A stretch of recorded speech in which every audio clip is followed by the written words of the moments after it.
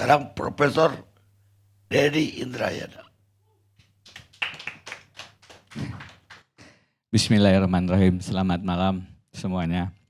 Terima kasih Bang Karni Ilyas. Saya ingin memberi sudut pandang yang lain. Sudut pandang bidang yang saya geluti, yang saya ajar, hukum tata negara dan politik hukum. Dari sudut pandang itu tentu saja kita melihat kasus dugaan ijazah palsu Pak Jokowi ini, penyelesaiannya salah satunya dengan pendekatan hukum pidana, memang. Tetapi harus diakui itu bukan satu-satunya. Bahkan saya berpandangan bisa jadi bukan menjadi solusi. Kenapa demikian?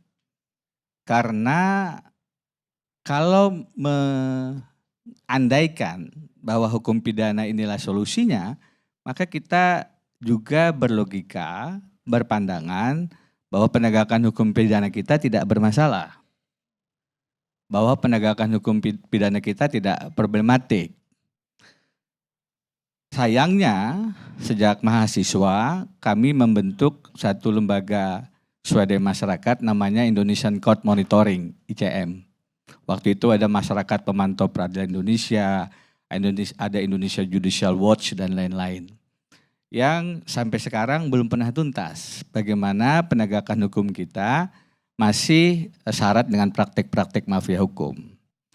Itu diafirmasi oleh misalnya Presiden Susilo Bambang Yudhoyono ketika tahun 2009-2011 membentuk Satuan Tugas Pemberantasan Mafia Hukum. Kebetulan kami menjadi ketuanya. Menjadi sekretarisnya. Ketuanya adalah almarhum Pak Kuntoro Mangkusubroto. Nah, kalau kita lihat ke posisi sekarang pun kita masih melihat bagaimana ada Sekjen Mahkamah Agung, ada hakim-hakim yang advokat juga yang terjerat dengan praktik jual beli perkara. Artinya persoalan ini belum tuntas. Politik hukum kekinian juga mengafirmasi ketika Presiden Prabowo membentuk Komite Reformasi Percepatan Polri. Dengan segala hormat, berarti lembaga negara yang kita hormati, kepolisian, dari sudut pandang pemimpin tertinggi negara kita, itu masih problematik.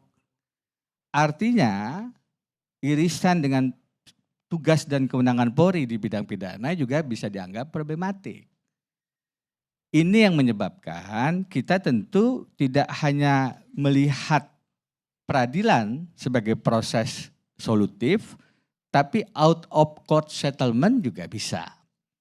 Persoalannya sebagaimana dikatakan Bung Roy Surya tadi, mediasi perdamaian semacam apa?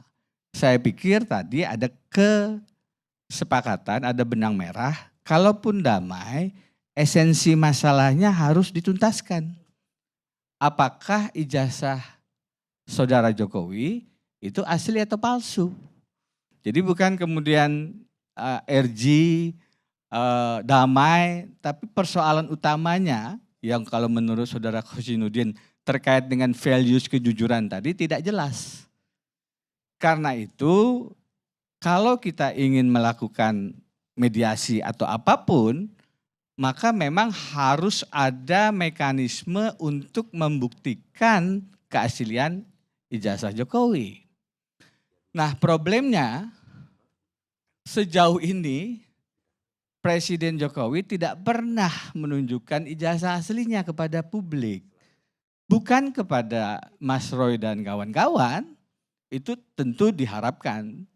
Dan kalaupun diproses nanti ada gelar perkara khusus yang kami mintakan, tentu kami berharap itu ditunjukkan untuk menunjukkan fairness proses kepada tersangka yang dituduhkan kepada Mas Roy Suryo CS. Bagaimana kita dikatakan salah ijazah palsunya, sedangkan tidak pernah ditunjukkan yang aslinya mana. Kalau tadi ditanyakan sudah pernah melihat ijazah aslinya belum? Ya belum yang pernah ditunjukkan. bagaimana kita diminta untuk melihat kalau kita sendiri belum pernah diberi akses untuk menunjukkan ijazah itu.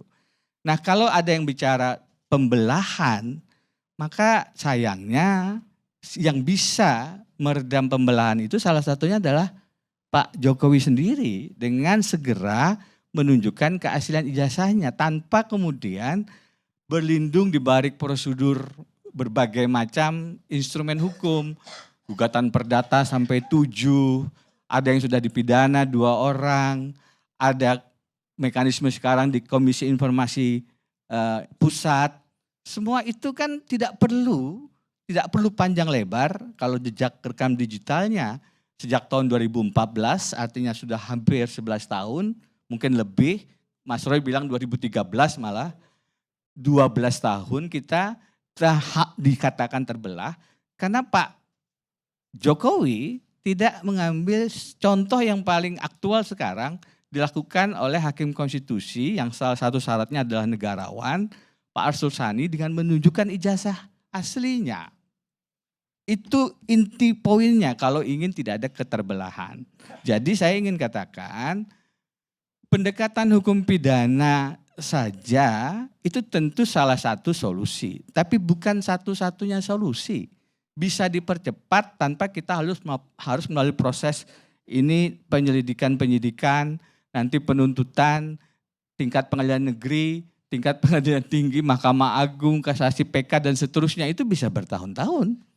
Dan tidak akan tuntas kalau kita kemudian masuk ke dalam kompetisi 2029 lagi, ada lagi persoalan-persoalan politik yang melengkapi ini, tidak akan kemudian selesai. Padahal ada jalur yang lagi-lagi saya ingin ulang, Pak Jokowi, tunjukkan sajalah ijazah aslinya tanpa harus melalui proses pengadilan. Karena memang out of court settlement itu dimungkinkan. Itulah yang harus menjadi kisi-kisi terms and condition kalau kita mau bicara mediasi, negosiasi, perdamaian atau apapun namanya.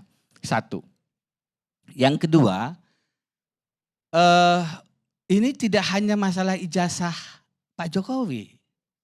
Tadi Bung Hosinuddin mengatakan dengan sangat baik, ini values, bagaimana kita punya sejarah, apakah betul dia memenuhi syarat, walaupun kalau syarat presiden itu SMA, bukan S1, tetapi poinnya adalah nilai-nilai kejujuran yang harus dikedepankan. Jadi ijazah tentu penting terkait persyaratan, tapi lebih penting lagi terkait tidak ada kepalsuan, kejujuran. Nah,